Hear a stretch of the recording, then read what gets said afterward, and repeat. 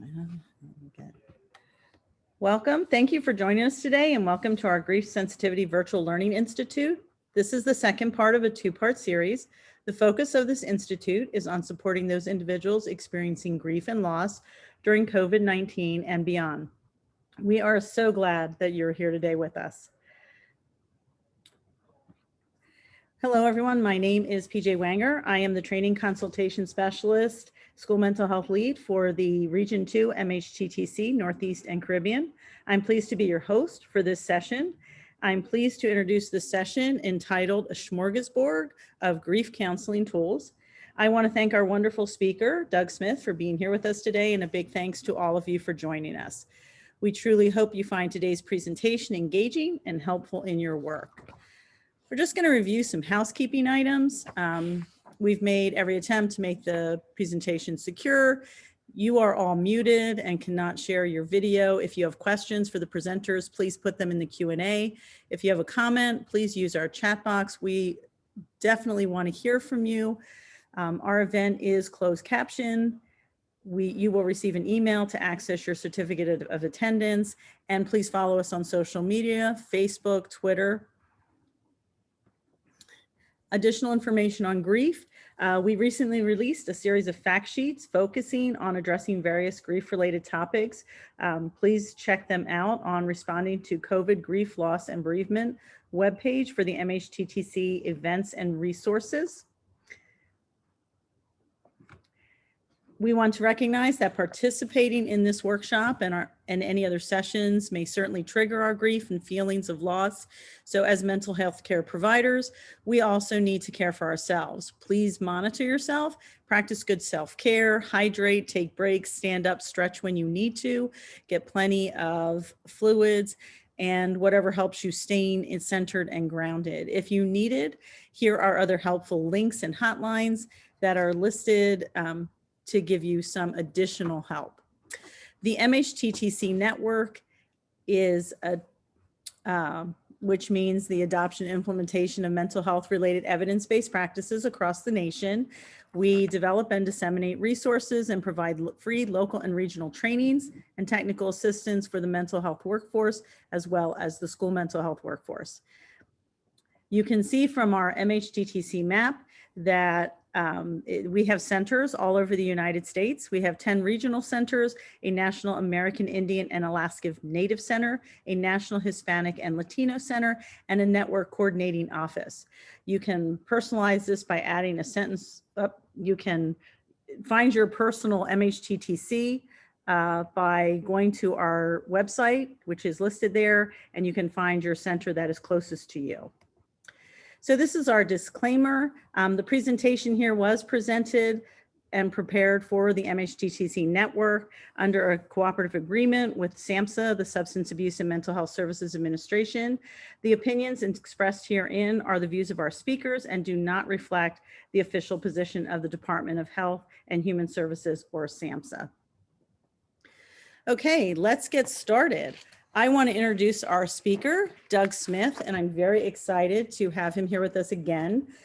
Doug Smith has been the lead instructor for the University of Wisconsin's Grief Support Services Certificate Program, which has trained over 600 healthcare professionals in 39 states and 14 countries. He has also done grief training workshops in all 50 states, all the provinces in Canada, and most recently did a webinar on grief and COVID-19 for healthcare providers in Nigeria. He also has extensive personal experiences related to grief, having lost a brother and 2 daughters to death, having been a former patient in a mental health hospital, and having survived life-threatening heart surgery. So with that introduction, Doug, I'm going to turn it over to you. Okay, thank you, PJ. We're going to look at a whole series of tools that can be used with people that are grieving, no matter what particular loss they might be experiencing. If we could go to that next slide.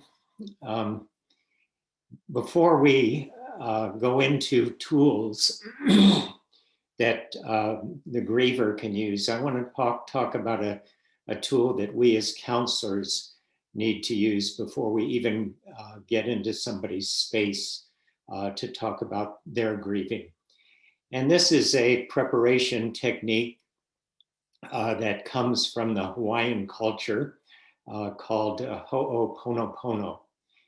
And the word means, ho'o means to cause or to create.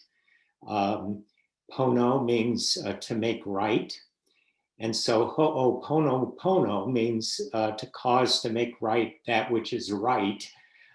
So in effect, to make things perfect is what ho'oponopono means. And we want to have things on a perfect place before we begin that relationship with our client. A modern practitioner of ho'oponopono is Dr. E. Haleakala Hugh Len. And he was the chief psychiatrist at the Hawaii State Hospital, their ward for the criminally insane. And as you can imagine, that ward had a series of turnovers as far as staff and psychiatrists. People were often calling in sick to work there, would walk down the hall with their backs to the walls. It was a very difficult place to work. And when Dr. Len was hired there, he decided to take a very, very unusual approach in relating to the patients in that particular ward. And the approach was going to be centered upon this ancient Hawaiian practice called ho'oponopono. What he decided to do was that he would not meet any particular patient there to do counseling. He would not prescribe any medication. All he would do from the beginning of his day to the end of his day was do regular interactions with patients, but practicing continually this concept of ho'oponopono. A big part of this practice is the realization or the coming to terms with the fact that in any interaction with a client or a patient, that we as the counselors are 100% responsible for the problem. Whatever problem occurs in our relationship, I'm 100% responsible for it. And the reason I am responsible for that is the fact that my preconceptions, my prejudices, my history of interacting with people, my emotional baggage gets in the way of having this perfect relationship with a client or a patient. This concept of 100% being responsible for whatever the problem is needs to be explained, and let me explain it by using two examples. The one example is a very personal example. When I married my partner, her daughter, my stepdaughter, soon after my partner and I were married, my stepdaughter was sexually abused by her father. And when that happened, my interactions with my stepdaughter were profoundly affected. And whenever I saw her, I would immediately be reminded of my anger towards her father, my sadness towards my stepdaughter, and my confusion on what I need to say or do to respond to that situation. Now, my stepdaughter, all she wanted was for me to fully accept her in the present, without all of that emotional baggage, without that anger, without that sadness, without that confusion. I was 100% responsible for not having that relationship start from a point in which I am, in effect, open to the relationship because I'm bringing in the anger, the sadness, the confusion. Another example of that happened with a hospice patient I had, and she had had a cancer that had eaten away at her face. And I was in her room one day, and she said to me, she said, "Doug, everybody that comes into my room, I see repulsion in their eyes, and they can't hide it. And Doug, I did not experience any fear until I saw it in the eyes of others." She did not experience any fear until she saw it in the eyes of others. So I and everybody that came into a room, we were bringing into that room repulsion and fear. And that was, in fact, getting in the way of this relationship with this patient named Betty. All Betty, like with my stepdaughter, all Betty wanted was to be accepted, fully accepted as a person without somebody bringing in all that emotional garbage. So what Dr. Lenz says we need to do is that we need to get to a what he calls a zero state. Buddhists call it the unborn Buddha mind. Christians call it being born again. Philosophers call it the tabula rasa. Getting to a point where I'm free from all of my prejudices, preconceptions, and all of that baggage and garbage I bring into the room. So to get to that zero state, and here's the activity that we need to do as counselors before we enter this person's space, is that we need to make 4 statements. And we do this internally. And the first statement is the fact that we say, I am sorry. I am sorry for all of my emotional baggage. I'm sorry for all of my prejudices, all of my preconceptions. I'm sorry. I don't want to be this way. I need to be sorry for the fact that I've got this and I'm bringing it in because it's part of me. The second statement after I say I'm sorry is, please forgive me. And I'm saying this internally. I'm saying this to myself. I need to forgive myself. And I'm also saying it indirectly to that person who's in that space, that room. Please forgive me for all of my prejudices, all of my baggage. The third statement is thank you.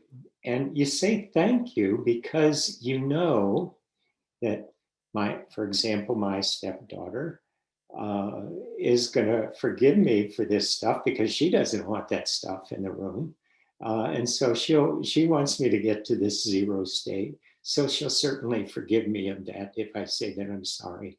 Betty in that room, if I'm trying to be at that zero state, she's going to forgive me. So thank you. Thank you, Betty. Thank you, my stepdaughter. The fourth statement is, I love you.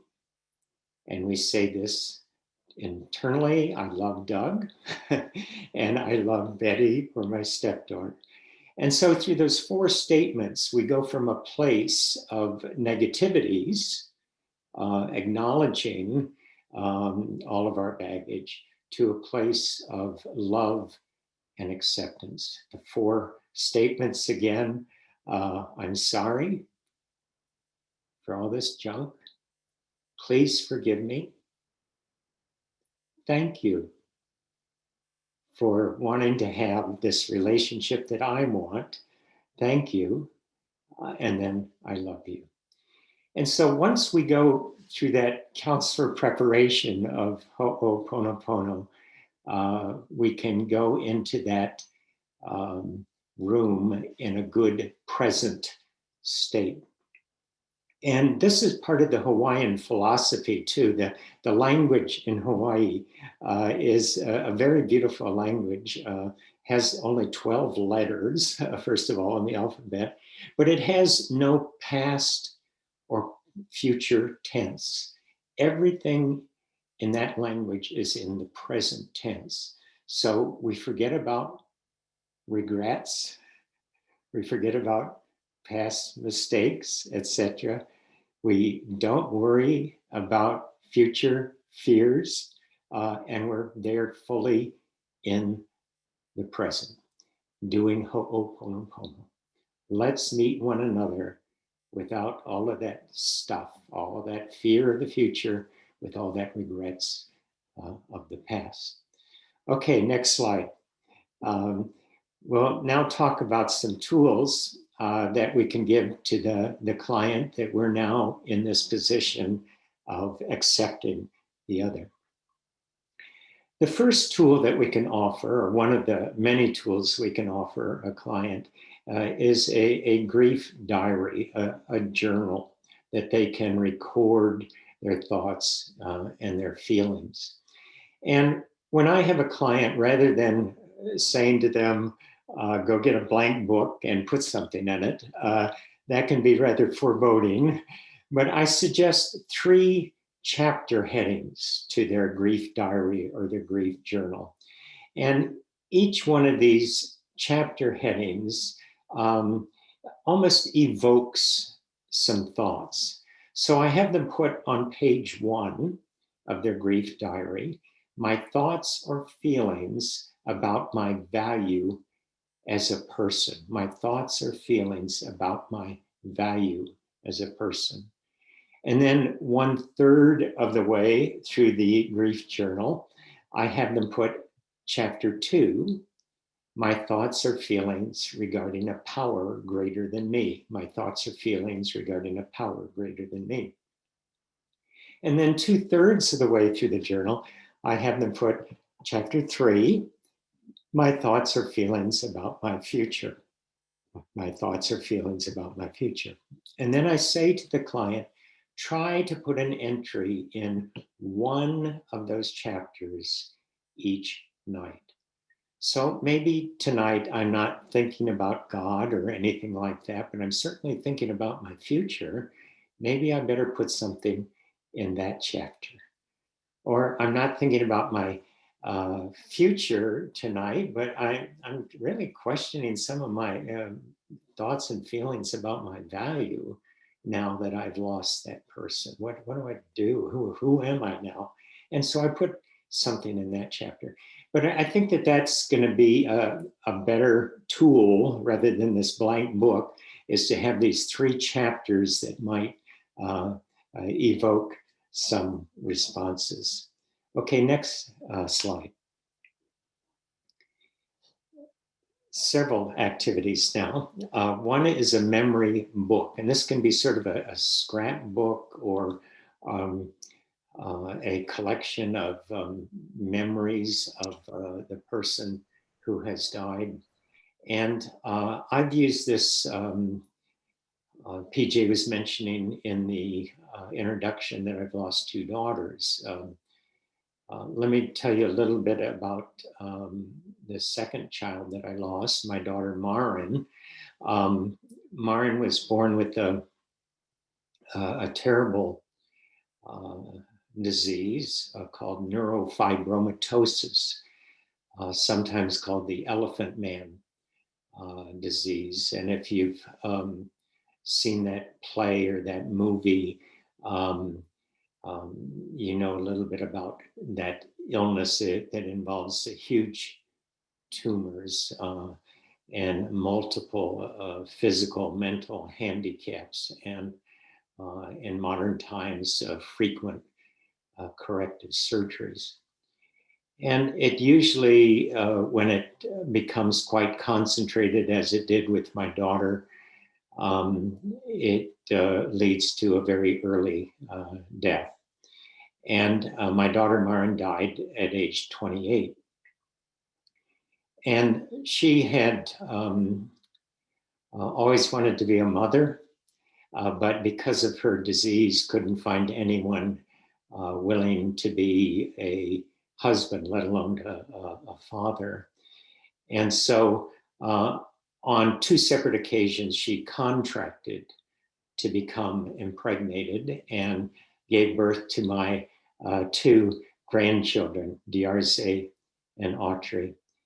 And before Maren died, in her last month, she interviewed and chose two parents for her children.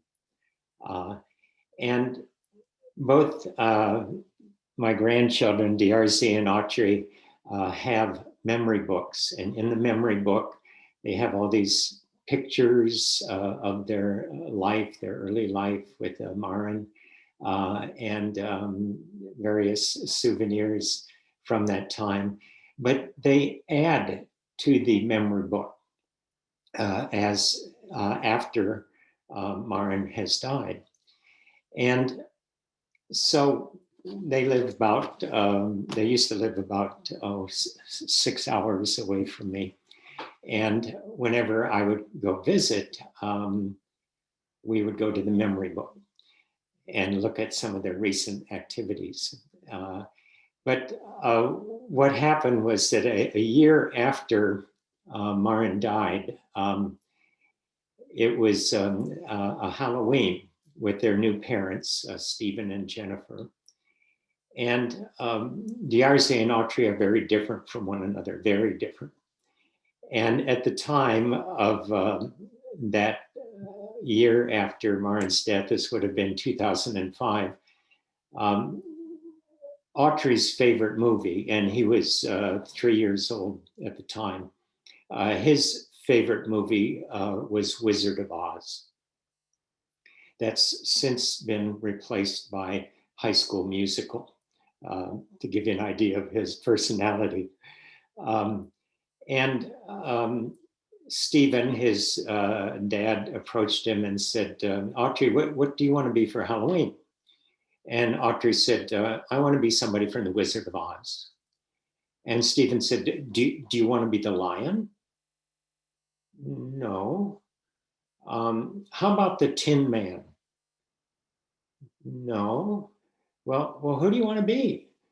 And Autry said, I want to be Dorothy. And so Autry was Dorothy, and he had this really nice wig, a beautiful dress, gorgeous shoes. And Diaries wanted to be a ninja. So door to door in rural Iowa, Dorothy and the ninja went knocking on doors for their Halloween candies. So it was a month after Halloween, and I'm visiting the grandchildren, and I want to see pictures of these costumes. So we go to the memory book, but the rule on the memory book, each time I visit, the rule is that even if we want to go to page 46 or 47, we start on page 1. We always start on page 1. And so they always review their relationship with Maren before they talk about what's happening to them today.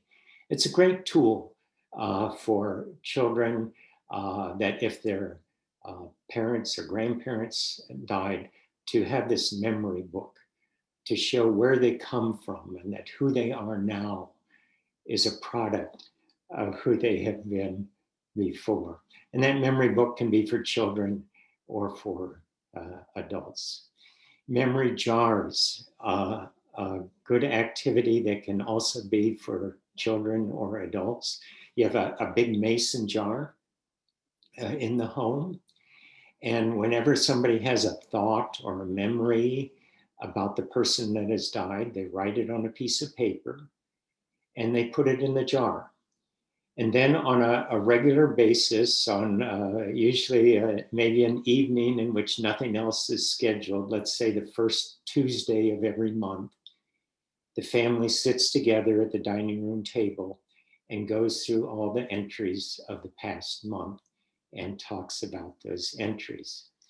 It's a good thing for children because with children, we often almost put on them this idea that they're somehow they need to talk about things when they don't want to talk about things, or adults are talking about things. And we say to the child, you know, what's going on? Come on, you got to tell us what's going on. Something's got to be going on with you. What's going on? And so they know that when they put their thing in the jar, they know that their thing is going to be treated like everybody else's thing in the family, all the adults, all the older children.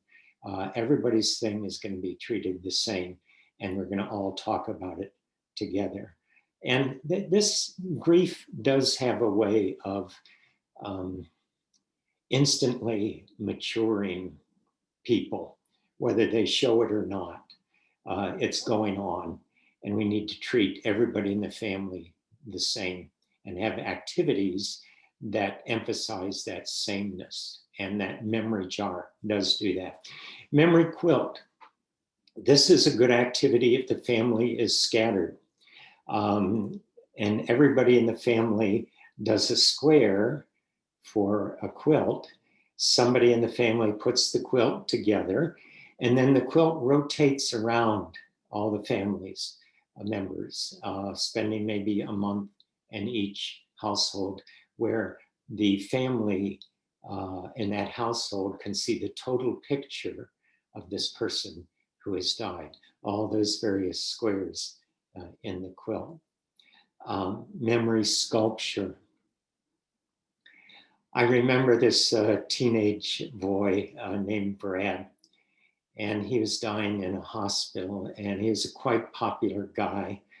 Whenever the visiting hours came around, the limits were well exceeded. There would always be loads of people in Brad's room, and there would often be laughing coming from that room. You could hear it coming down the hall. And one evening, shortly before visiting hours, Brad's mom entered the room and found him crying. And she said, "What's wrong, Brad?"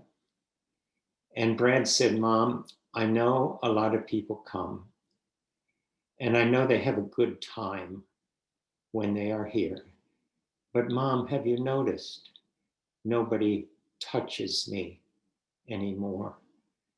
And he said, "Mom, no one anywhere should have to die without being touched or held." And Brad's mom spoke to his friends, and his friends changed their behavior.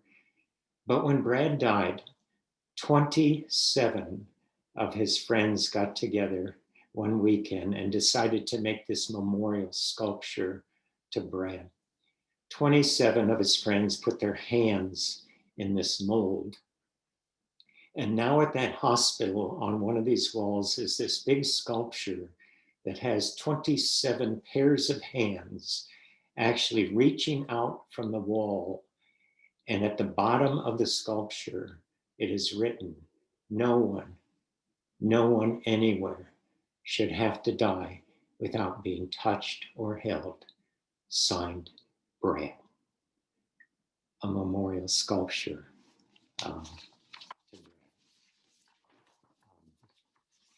Okay, next slide. I'm going to talk about some tools that are in a great book called the Grief Recovery Handbook by James and Friedman. I'll go through each one of these tools one at a time. And I like James and Friedman. In my first lecture back in September, I talked about some of the theories of Bill Warden, who was a professor at Harvard Medical School. And James and Friedman represent the opposite of that academic continuum. They have street wisdom. And yes, we can learn a lot from a professor at Harvard, but we also need to learn some things from people that have experienced an awful lot of loss. And this is the credentials that James and Friedman have. They've experienced a lot of loss, not any fancy degrees, but they've got that in-depth experience. So if we go to the next slide, I'll talk about their loss intensity graph. What they have clients do, and this is a homework assignment for clients, and I like homework assignments because it gives people freedom to take their time in processing things. But they have clients identify several major losses they've had in their past, and to graph those losses in degree of intensity at the time of the loss, not the intensity now, but the intensity at the time of the loss, having the most intense loss on that left, as you see on that left-hand side, and then all the other losses graphed in how they relate in intensity to that first loss. But remember, it's intensity at the time of the loss. And as you're looking at my graph, one of the things we need to be careful about as counselors is to not judge other people's intensity. And we all do this. And we do this once again because of what I was talking about as a tool that we need to have as counselors, and that is that we all have prejudices. And I used to have this prejudice. I've still got a lot of prejudices, as we all do, but I used to have this prejudice as far as pet loss. And I had not ever had a pet. And so I tried not to let it get in the way, but I probably subconsciously said to myself, how can anyone mourn the loss of a pet more than a person? Well, all of you pet lovers, I got straightened up. In fact, I've got 3 pets now. I was straightened up by one of the most difficult counseling situations I ever had with a man named Jonathan, who had lost his seeing eye dog, Angel. And he described that loss to me by saying, Doug, I lost my dearest family member. Doug, I lost my closest work associate. Doug, I lost my living companion. I lost my faithful servant. Doug, I even lost a part of myself. I lost my eyes. That is a loss, and I had no right to judge the intensity of that loss through my prejudices. And so some of you are looking at my intensity graph, and you might be saying, Doug, how can a stay in a mental hospital be more intense than the loss of one of your children, loss number 2? And how can loss number 3, being separated from your children, be more intense than loss number 5, the actual death of one of your children? Well, a lot has to do with the fact that I'm an instrumental griever, and I talked about this during my first talk. And there are intuitive grievers, and these are people that process grief primarily emotionally. Instrumental grievers, more likely to process things cognitively or through actions. And I'm primarily an instrumental griever. My coping skills are cognitive and kinetic rather than being intuitive or emotional. And when I had my mental breakdown, I lost all my tools. And for an instrumental person, a tool person, to not have any tools, I couldn't help myself. And that is very hard to accept by somebody who's action-oriented and cognitive-oriented. I could not help myself. And so that was intense. Somebody needed to help me. That's why it was so intense. Same thing with separation from children. If any of you have worked with parents of foster children, sometimes letting go of a foster child can be more intense than a death, and it's because of the ambiguity of the loss. The child is still in the world, but not in mine. You can never finish anything.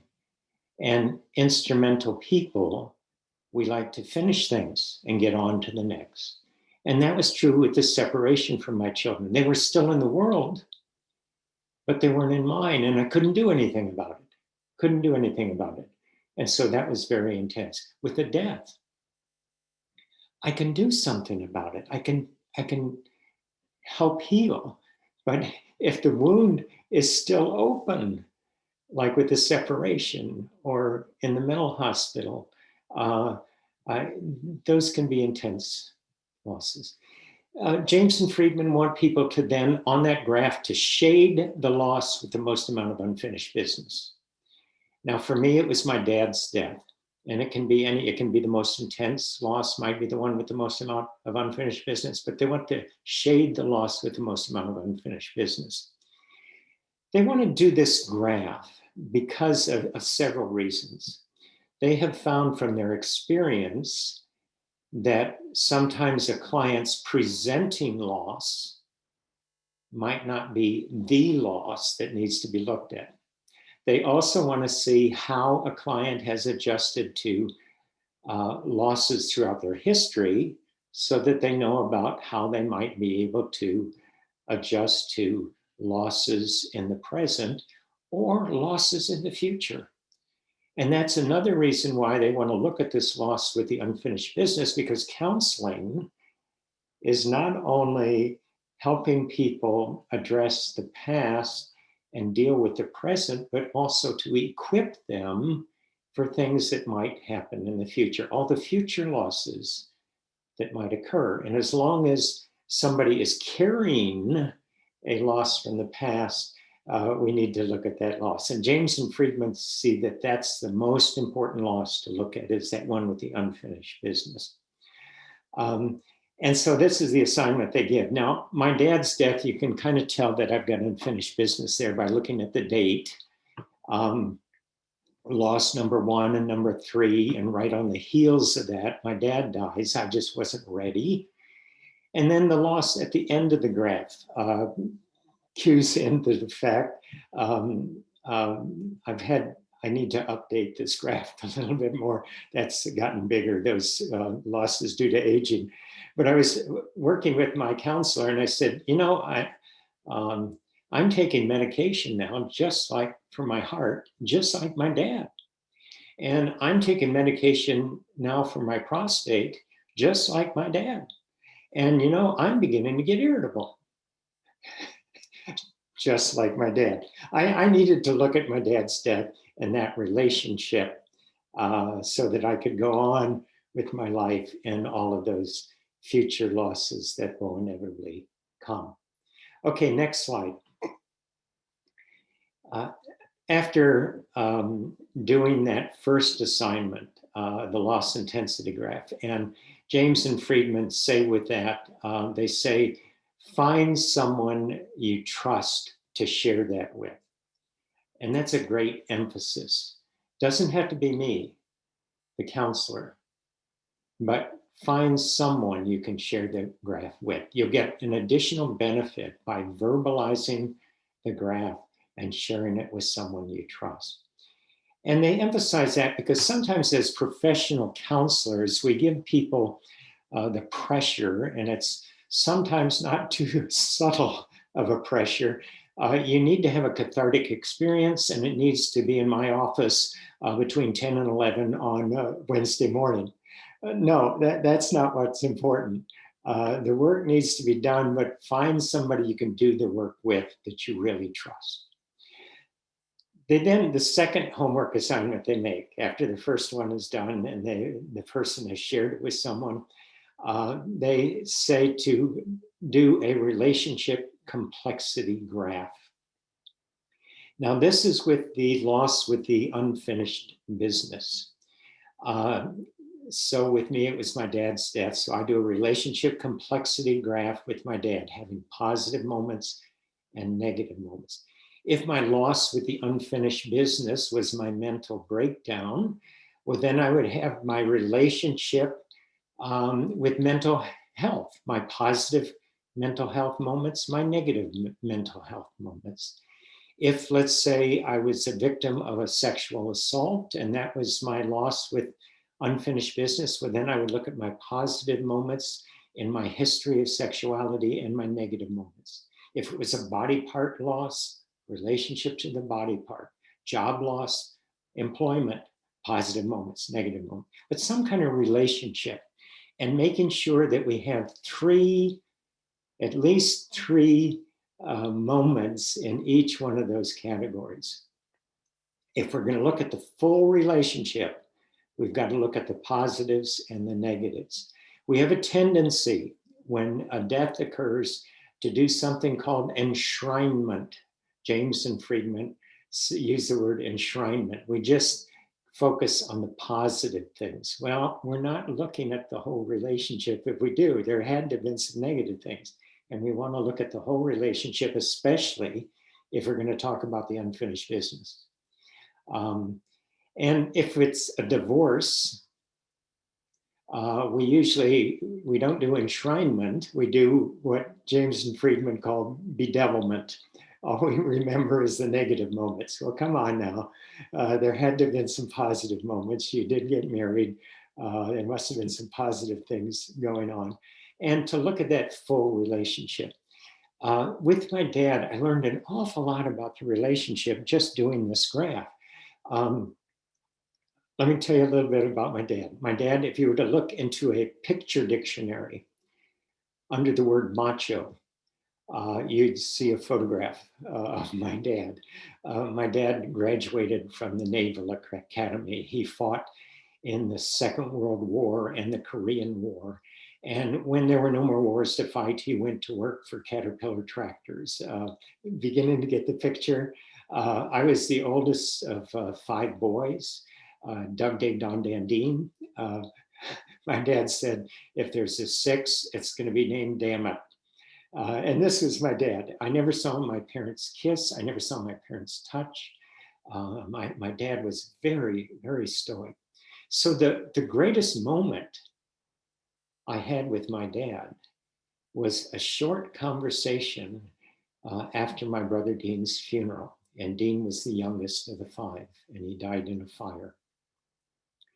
And we're gathered at my parents' house. My dad comes up to me in the living room and he says, Doug, follow me. And I knew I needed to be right behind him. And he took me outside and he started showing me things he had planted in the garden, things I had seen before. And I was confused why he was showing me all of those things, but he was getting me further and further out into the yard. And we were in the farthest corner, a corner of the yard where there were no windows from the house showing out upon us. And my dad put his hands on my shoulders, looked me in the eyes, and he said, Doug, I loved your brother Dean. And Doug, I love you. And he wrapped his arms around me, and this big man, and he was big, he just shook as we cried together. That was the best moment I had with my dad. But it also helped to identify the negative moments. And I was very surprised to discover that the third most intense negative moment was a promise my dad broke to me in 5th grade. In 5th grade, my first report card had 2 D's on it. And my dad said, if you, Doug, can move those 2 D's up to 2 B's by the next report card, I'll give you $5. Well, $5 in 1958 was a lot of money. And I studied and I brought the grades up. I went to my dad. I showed my dad the report card. This was his response. Good job, Doug. Good job. He had forgotten about the $5. I was so hurt. I never even told him, and I was so hurt, I got bad grades all the way through high school. I'll show him. I was thinking, I'll show him. But it helps to look at those positive and those negative moments to get a full picture of that unfinished business that we might have. Now, with this graph as well, James and Friedman say, find someone you can trust to share this with. Now, the third thing they do, and let's go to the next slide. The third thing they do is to have the client write a letter to finish all of that unfinished business that came out through that relationship complexity graph. And you write a letter. And the letter begins by addressing the person by name or title. Begin by saying, I've been examining this relationship as if this person is still alive. I'm examining the relationship, and these are some things that I need to say. And you first say apologies, and this order is important. You apologize for all of the things you might have said or done that might have disturbed or angered this other person. You then offer forgiveness for things they might have said or done. You state some positive things about the relationship, especially those positive things about that unfinished business. You declare some wishes, and then you say goodbye. And this letter might be so personal that you don't. It doesn't have to be shared. Don't require the client to share this letter. Sometimes I've had clients just put it in an envelope and put the person's name on just their name on the front of the envelope and drop it in a mailbox without any address because the person's died anyhow. Or some people have buried it. But just in the writing of the letter, things can happen. Things can happen. And let me read you the letter I wrote to my dad. And you might be able to tell that something happened to me just in the writing of the letter. But once again, this letter does not need to be shared with somebody, but I need to give you an example of the form that it can take. Dear Dad, I have been reviewing our relationship, and there are some things I want to say to you, things I need to say. Dad, I apologize for not being all you wanted me to be, not getting good grades all the way through high school, often not having common sense, having an affair in my 30s, losing my job, losing my mental health, not being the best I could be. Dad, I want to apologize for that. And Dad, I want to apologize for stealing some money from you when you had entrusted me with your finances. I apologize for violating your trust. Dad, I apologize for not adequately telling you how much you meant to me, how much I loved you, not showing you the love that I felt. I apologize. And Dad, I forgive you for forgetting that promise you made to me in 5th grade. It meant a lot to me, Dad, but I forgive you. And I forgive you for your unapproachableness, your sternness, your scowl. I forgive you. Dad, I forgive you for treating Mom so poorly, how you belittled her so much and didn't give her credit for all she did for us in our family. And Dad, I forgive you for dying, for leaving me. I forgive you for that. And Dad, I want you to know that I'm proud of you and all that you accomplished in your life, the prestige you achieved, the financial discipline you exercised, the goals you made and kept, your success. I'm proud of all of that, Dad. And Dad, I want you to know that I love you for making me feel important. When you took me on that business trip when I was only in 3rd grade, when you came to my high school football games, when you supported me when I decided to not play football, when you supported me in my career choices, when you fully accepted me after my mental breakdown. And Dad, most especially, when you finally told me that you loved me at Dean's funeral. Thank you, Dad. Thank you for all of that. And Dad, since you died, there's been much in my life I've wanted to share with you, my new partner, my grandchildren, my new career. Many times I've wanted you to be here with me. I want to talk to you. I want to see you. I want to just sit down with you. But I must accept that you're no longer here. Dad, I love you. I love you so much. I've always loved you, and I miss you now. I miss you a lot. Goodbye, Dad. Now, this letter to finish the unfinished, it can be with a person. I've used this concept with people that have come back from combat situations that need to say goodbye to a lot of losses that they had in that combat situation. I've used this with children that are whose parents have divorced, and I have them do a letter of goodbye to the dad they used to know, a letter of hello to the one they know now, a letter of goodbye to the mom they used to know, a letter of hello to the mom they know now. I've used this with people that, families that have somebody with Alzheimer's, a letter of goodbye to the person you used to know, a letter of hello to the one you know now. It can be used in many ways to process whatever grief might be going on. If we go to the next slide, another tool, and this one I really like to recommend, it's called a Wounded Healer resume. I was in this mental hospital, and while in the mental hospital, I had been a minister in the Episcopal Church and for 14 years. And I was in such bad shape that I was told by my bishop that I had to sign a document called the Renunciation of the Priesthood.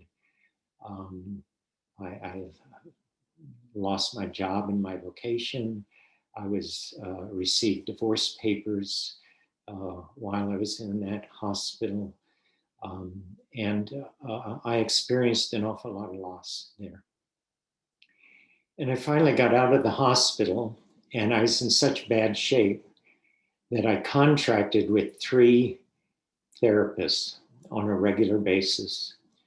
2 of the therapists took very traditional approaches. They said, Doug, you've obviously got a lot of anger, sadness, depression.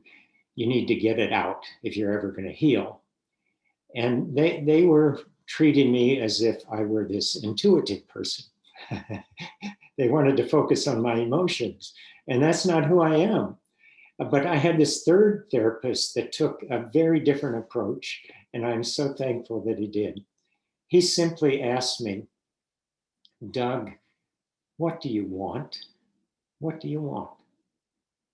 And I said to him, I'm kind of glad you asked. I'm now an ex-minister that's just gotten out of a mental hospital. And 1, I need a job. And 2, I need to know that I'm an acceptable person, even though I'm an ex-minister, even though I've gotten out of a mental hospital. Those are the 2 things I need. And this man was brilliant. He said, Doug, let's put those 2 things together. He said, I want you to rewrite your resume. And at the top of your resume, the very first sentence of your resume, I want you to put that you're an ex-minister that's just gotten out of the mental hospital. And I said, wait a minute. I'm not going to get a job like that. And he said, Doug, I want you to look at this. And I want you to look at this real closely. Doug, you have just lost everything. I want you to go sell yourself to other people as somebody that knows what it's like to lose everything. Doug, you are looking at your gift. Go sell it. Go sell it. That resume is what eventually got me into hospice. I knew what it is like to lose everything. And so what you do with this activity, and this is a way of reframing people's losses. You have people list You can do this even with your assessment, your problem assessment. And I talked the first time about how we need to be doing strength assessments rather than problem assessments. But let's assume you're working at an institution that all the assessments do is focus on problems. You take that assessment form of problems, and you can be real honest with your client. You can say, you know, I'm supposed to fill out this form.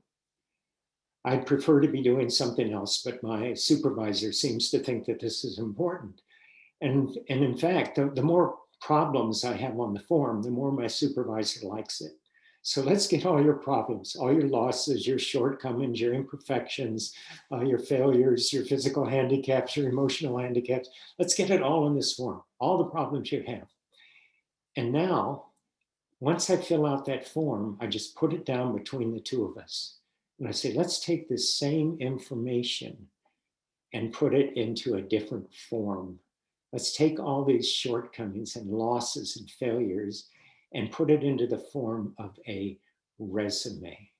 How is all of this stuff making you a better person? And in what ways is it making you better? What strengths do you see coming through all this junk?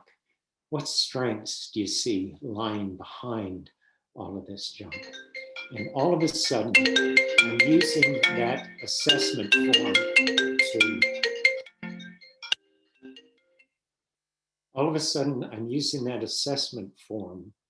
to, to get at the strengths. Okay, then you can, with that information, that new information, you create a job title and a job description based upon what you've learned from that. So it's a wounded healer resume. Let's go on to the next slide. Breath meditations. The word for breath is the word for spirit in Greek, Hebrew, Sanskrit, Arabic, many Native American languages, and Hawaiian. All of those cultures, all of those religions associate the breath with the spirit. In fact, in Hawaiian, the Hawaiian language, and as I say, it's a beautiful language, the word Hawaii is composed of these parts. Ha means breath or spirit. Y, W-A-I, means water. And E means divine. So the word Hawaii means divine energy, divine spirit, divine breath through the water. Hawaii. But you can do breath meditations with all of those religions, all of those cultures. Thich Nhat Hanh has some beautiful, simple meditations. Breathing in, I am strong. Breathing out, I am a mountain. Breathing in, I am strong. Breathing out, I am a mountain. Breathing in, I am fresh. Breathing out, I am a flower. Breathing in, I am fresh. Breathing out, I am a flower. Breathing in, I am calm. Breathing out, I smile. Breathing in, I am calm.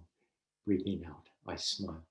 Those simple meditations, depending upon whether the client wants to feel strong, fresh, or calm, can do those simple breath meditations and be in touch with their breath and their spirit. There's a hymn that's sung in many Christian churches that can apply to all those cultures and all those religions because of this equation of breath and spirit.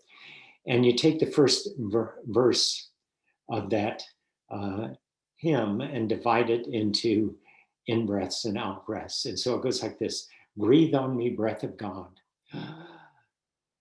Fill me with life anew, that I may love what thou dost love and do what thou wouldst do.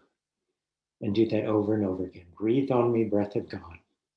Fill me with life anew, that I may love what thou dost love and do what thou wouldst do. Great meditation for those people that might associate breathing with the spiritual. Okay, next slide. Tonglen. This is a breath a type of breath meditation that comes from Tibetan Buddhism. And this is one that we can do with a client without saying anything. And many times we know that in working with people that are grieving, that sometimes the best thing to say is nothing at all. That the best thing to do is to nothing at all, just to sit there with people and accept them for who they are and where they're at that point. And what you do is that with each in-breath, you breathe in this person's pain and suffering. With each out-breath, you breathe out your joy and your happiness. You breathe in their pain and suffering with each breath. And with each out-breath, you breathe out your joy and your happiness. And you do this continually with this person. You can do this while you're listening to them. You can do this in times of silence. You can do this as a meditation when the patient or client is not even in your presence. Breathe in their pain and suffering. Breathe out your joy and your happiness. And you'll find that I ask you to do this. Find somebody sometime in the next week, which you can do this with the person. You can tell the person what you're doing if you want, or you don't have to tell them what you're doing if you want. And to see if you can feel something happen, see if they can feel something happen. And you'll be surprised what does, in fact, occur. I mentioned in the first presentation that I went out on this date after my divorce. It was a couple of years after my divorce, and I was going out with this woman I was very impressed with. And I have something called familial tremor. My hands start shaking. And it was at the dinner table, and I was trying to get these pieces of food off of the skewer, the shish kebab skewer, and a piece of meat shot across the table and landed in this woman's lap. And that woman eventually became my partner, but it wasn't because she said things can only improve from here. But she, after that went across the table, I said, you know, as long as we're out, I knew I had ruined any future possibility with her. So I said, as long as we're out, we might as well have a decent conversation. So I decided to talk about my stay in the mental hospital. Well, her response was that after hearing my stay in the mental hospital, she said, well, isn't that coincidental? And she herself had been in a mental hospital, and she had suffered from clinical depression throughout her life. And I often wanted to say what I thought would be the right thing to say when she was depressed, or do what I thought might be the right thing to do while she was depressed. But inevitably, I would be way off target. And she'd remind me of that. She'd say, Doug, I appreciate you trying, but you just don't understand. But I could always do Tonglen, that whenever she was depressed, even though I couldn't say the right thing, even though I couldn't do the right thing, I could breathe in her pain and suffering and breathe out my joy and my happiness. Breathe in her pain and suffering, breathe out my joy. There was 2 separate times when she was in another room, and she came into my room and she said, Doug, are you doing that Tonglen again? So try doing that with people, and you can tell them you're doing it or not. And this is doing it individual to individual. Another way of using Tonglen is for the client's personal practice. That many times when people have a particular loss, they have an affinity with people that have had a very similar loss. Women that have gone through a divorce have an affinity with other women that have gone through a divorce. Men that have lost their jobs have an affinity with other men that have lost their jobs. Women that have had breast cancer have an affinity with other women that have had breast cancer. but using that loss as a Tonglen practice. So for the client, breathe in the pain and the suffering that you know those people that have that similar loss are going through. You know them, you know their loss, you know that loss real well. Breathe in that pain and suffering of these other people, and breathe out whatever joy and happiness you've been able to find in your life. Breathe it out to that same group of people. Breathe in their pain and suffering.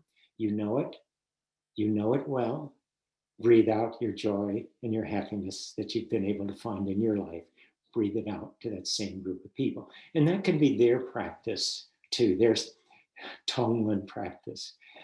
It can also be used, another way of using it is that many times when we're on a care team, we recognize that one of the members of the team has got something going on. And sometimes it can be so serious of a thing that they don't want to share it with the team, but we can tell by looking at them. Maybe we have somebody on the team that has just discovered that the night before discovered that their partner is having an affair. Well, they don't want to come in and tell everybody about that, but you can see in them that something has happened. Or maybe they've had a child that yesterday at school, their child was discovered with drugs in their pocket. Well, you don't share that at work, but you can see that in the person. And so you go to your team member and you can say, it looks like something's going on with you.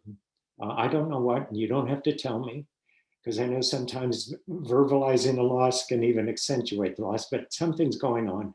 Would you mind if we as a team did Tonglen for you? And we're going to breathe in your pain and suffering, whatever it might be, and you don't need to tell us, we'll breathe it in. And we're going to breathe out our joy and our happiness to you throughout the day. We're going to breathe in your pain and suffering. We're going to breathe out our joy and happiness. And then the last way of doing this is, for me, the biggest difference between my world and the world of my grandparents is the fact that I'm aware of all the suffering around the planet. I cannot help but be aware. I turn on my TV set, I turn on my computer, and all of a sudden I'm aware of what's going on in Afghanistan. I know what's going on in Israel and Lebanon. I know what's happening in the Philippines just yesterday. And I feel I want to do something for these people. I want to help them in their struggles. But what can I do? What can I do? I can do Tonglen. So whenever I'm aware of somebody's pain and suffering, no matter where it is, I breathe in that pain and suffering, and I breathe out my joy and my happiness. It's sort of it's kind of like a body prayer. It's not just a head prayer or a heart prayer. It's a body prayer. My whole body. I'm breathing in your pain and suffering, breathing out my joy and my happiness. Okay, next page. Talking about prayers, and here I'm going to be very safe here. I'm not going to offend anybody. And these, I'm going to talk about 6 ways that you can pray with somebody that's not going to get you in trouble with your supervisor or with the client, but ways in which you can meditate or pray with this person. And I'm doing this because it's going to happen with people, whether you're a member of a faith community or not. You're going to probably sometime in your history as a caregiver, somebody's going to grab a hold of your arm and say, will you pray for me? I want to talk about 6 ways of responding to that request, and you can choose whichever one of the 6 is most comfortable for you, but 6 ways of responding that will be respectful of this person and not get you in trouble with your supervisor, okay? The first one is a very direct approach. Somebody grabs a hold of your arm and says, will you pray for me? First one's very direct. You simply say, What would you like me to pray for, and how would you like me to pray? What would you like me to pray for, and how would you like me to pray? Now, that's one way. That might not be the way that you want to choose, but that's a way that's going to be respectful and not get you in trouble because you're asking permission for the how and the what. Second way, if you happen to be a member of a faith community, is to say, do you mind if I pray in the way that I am accustomed to? I appreciate your request and I'd be glad to respond, but do you mind if I pray in the way that I'm accustomed to? And by saying this, you're alerting the person that maybe their expectations of what you deliver might be very different from what you deliver. They're Roman Catholic, you're Southern Baptist. They think you're Roman Catholic. Or they're Christian and you're Jewish and they think you're Christian. You know, I appreciate the request. I'd be glad to respond. Do you mind if I pray in the way that I'm accustomed to? You're alerting this person that maybe their expectations of you might be very different from what you deliver. Third way, and this is a generic prayer. The only thing that divides faith communities on the issue of prayer, and I'm talking about all faith communities, the faith of Islam, Native Americans, Jewish, Christian, any number of beliefs. The only difference in how we pray is how we begin and how we end the prayer. The middle is always the same. And I know the middle by looking at the question. Anybody that grabs a hold of my arm and says, Doug, will you pray for me? I know three things about that person, even if I do not know their faith. One, I know they believe there's some kind of power in prayer. Two, anyone that says, will you pray for me? I know they're not asking me to give a meditation on the springtime. They want that power somehow directed towards them. And another thing that I know is that they have a particular need that's driving them to want to have that power directed towards them. All we need to know is the need.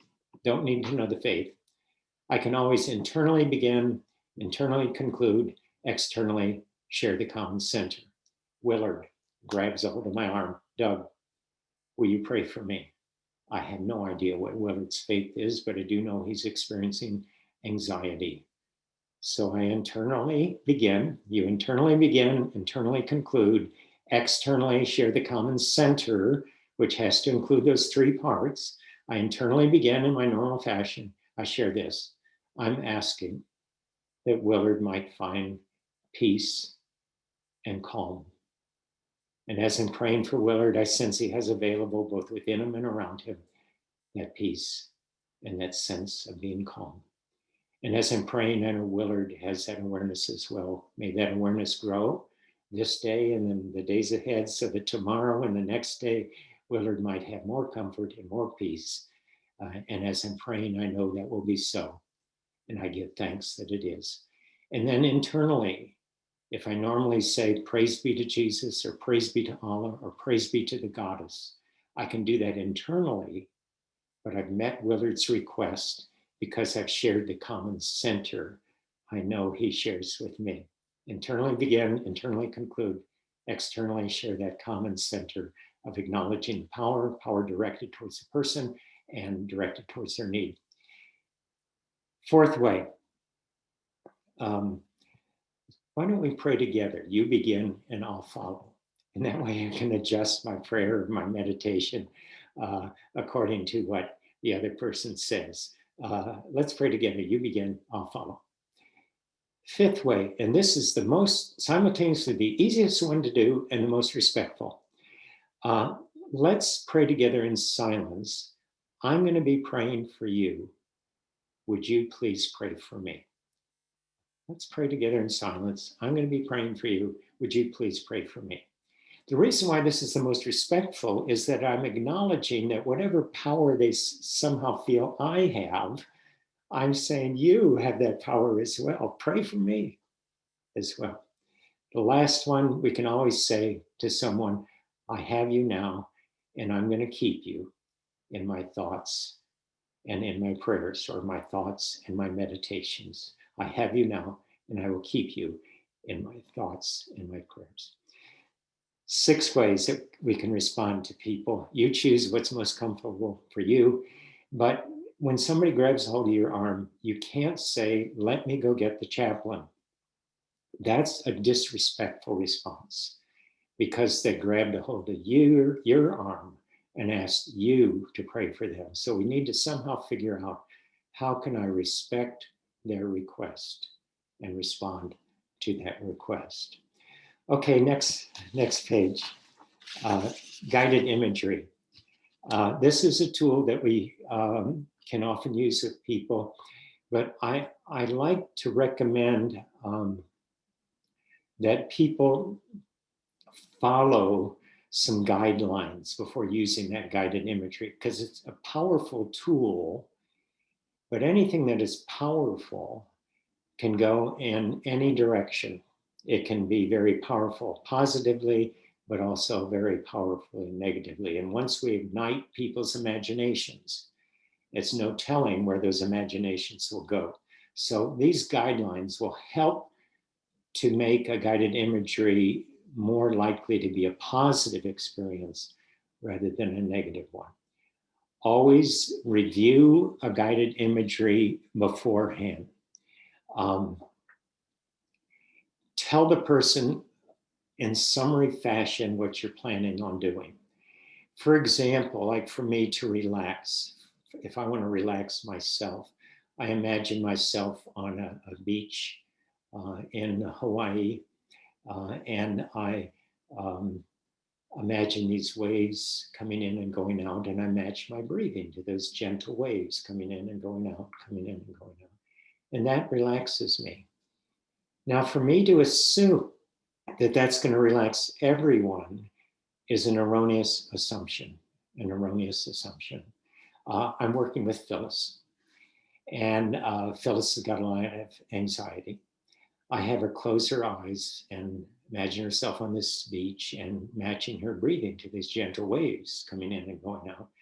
And I didn't know Phyllis before she came into my presence, and I certainly didn't have a question on my assessment form as to whether Phyllis knows how to swim or not.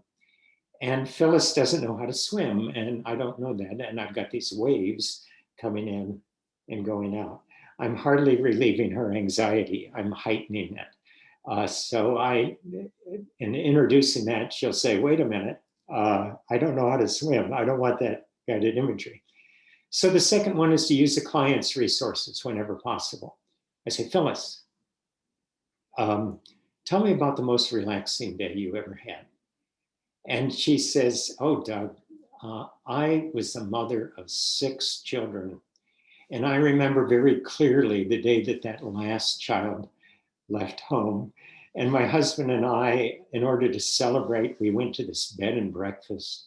And I got to open up this book I'd been wanting to read for months. That's the day I remember. So I know that's her resource. So when she has that anxiety, I say, Phyllis, can you close your eyes? I want to take you back to a place I know you remember. Do you remember that day that your last child left home and you went to that bed and breakfast? Can you picture that in your mind, what that looked like? Do you remember the sounds or the lack of sounds that were there? Do you remember any aromas associated with that place? And do you remember turning that book in your hands, turning one page after another, without interruption, one page after another, one page after another. So I'm relaxing her by her resources rather than mine. Number 3, provide an escape mechanism. Because no matter what you're saying, somebody might go someplace they don't want to be, to make sure they have a way of getting out of the imagery. When I lived in Wisconsin, the escape mechanism I used was that I said to somebody, if you find yourself someplace you don't want to be in this guided imagery, immediately start thinking about how many Green Bay Packers you can name and start naming them. And so they'll start thinking about what are the names of these Green Bay Packers, and they'll get away from that guided imagery. Ease into the experience. You can do this through breath meditations or body relaxation techniques. Always use gender neutral words whenever possible. If you're using a guided imagery, you might have this loving man in the guided imagery. Well, you might be working with a woman that has never heard of such an entity. You need to talk about loving person in the guided imagery. Use gender neutral words whenever possible. Refer to multiple senses, not just the visual sense. Our visual sense is the most creative, but it can often get us into a lot of trouble. So we complement it with appropriate other senses, ease out of the experience, and always talk about the experience. Have time to process. And this is why I'm very leery of using guided imagery in group settings, because we often don't have time to process that guided imagery.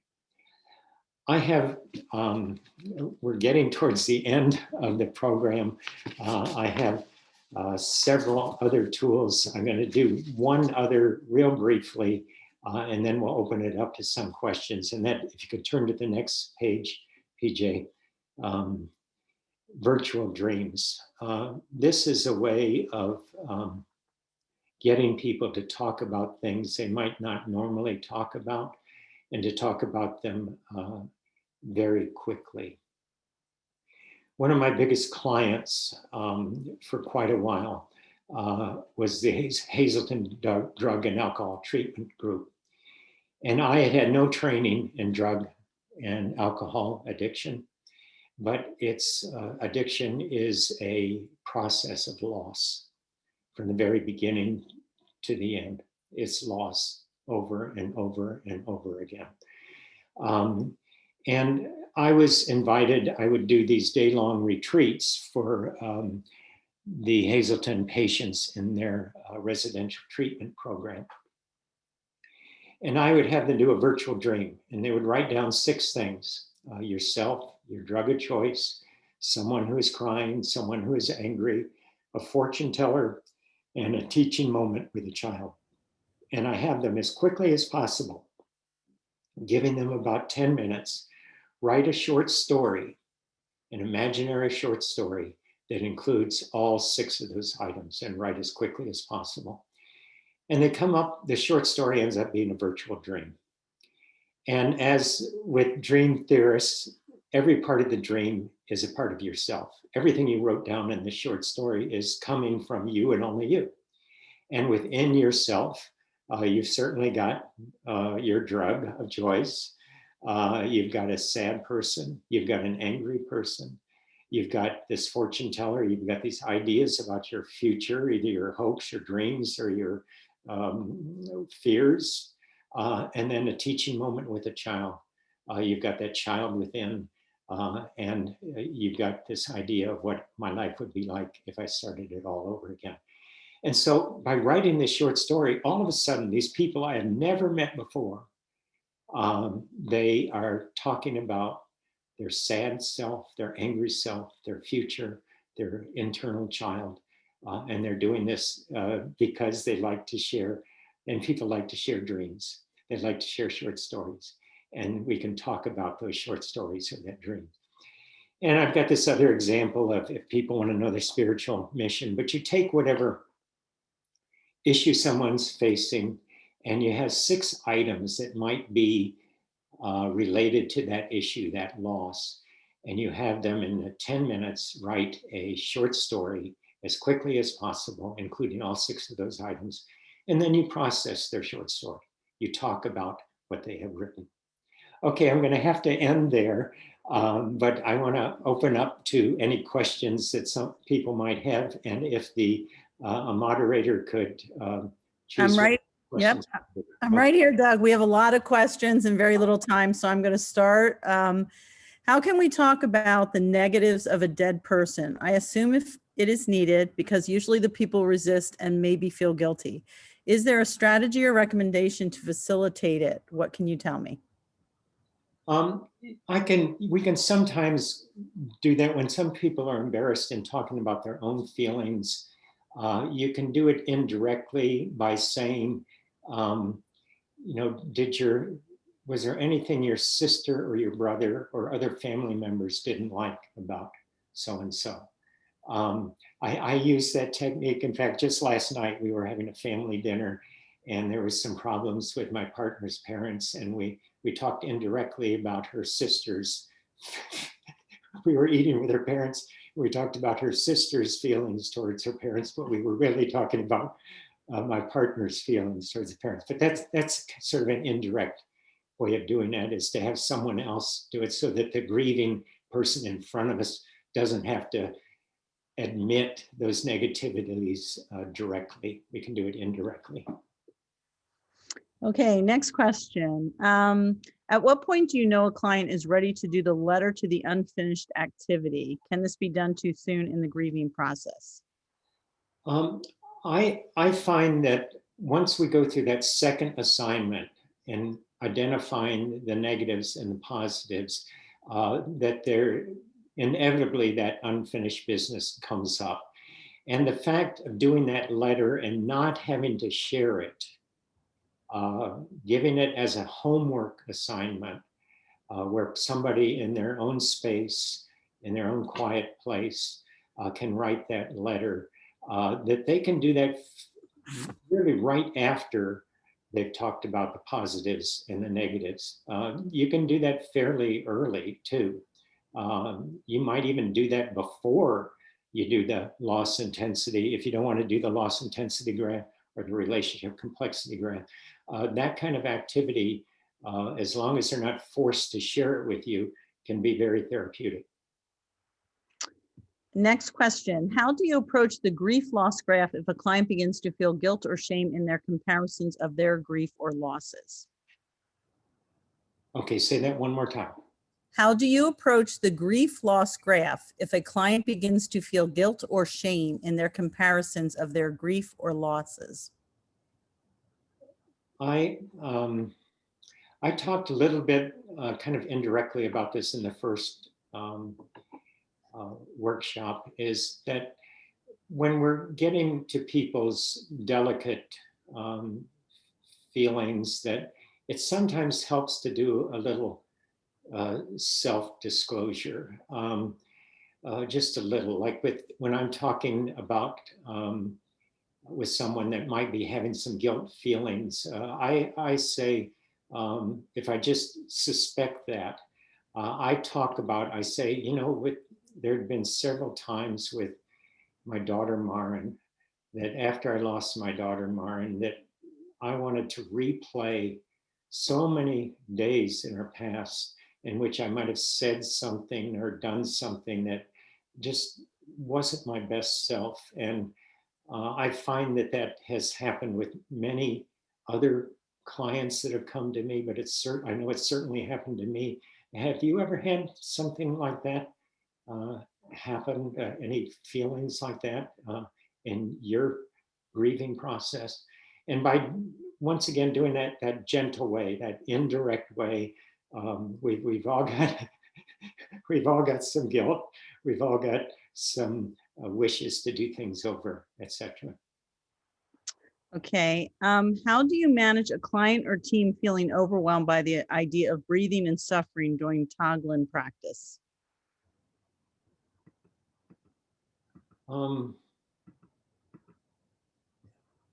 Do that one more time. I got to think of these. Yeah, one more time, that question.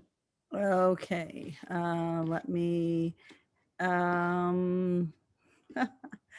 I just,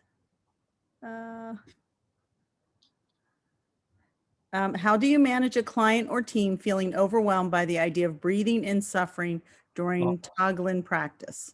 Yes. If you feel that energy somehow getting stuck, and it usually doesn't get stuck, it's like the normal breathing process.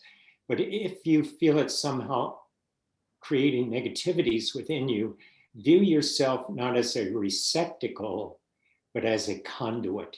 I'm taking that negativity, it's going into me, but then through me out to somewhere or someone greater than I. And so that's a way of erasing that negativity if you feel that, but it usually doesn't happen that way. But if it does, view yourself as a conduit rather than a receptacle. Okay, and we're going to have to stop here. Doug, I have the questions that Doug has not answered. I am having my colleague put my email into the chat box so that I can have Doug answer those questions, and then I will get those answers out to everyone. But please, the QR code is on the screen. If you can do the evaluation, our MHTTC network is funded through SAMHSA, and your completion of the surveys enables us to provide trainings like this and future trainings. So we are going to have to close now. Doug, thank you so much. As always, your presentation was wonderfully heartwarming, heartfelt, moving. I can't tell you all the words that were in the chat box. And we really appreciate you being here. And we will hear from Doug tomorrow morning. So please join us tomorrow morning for some additional information from Doug. And please join us in the breakout rooms where we will be having a discussion and further learning about this presentation. So thank you, Doug. Thank you. Thank you. Great. Bye-bye, everybody.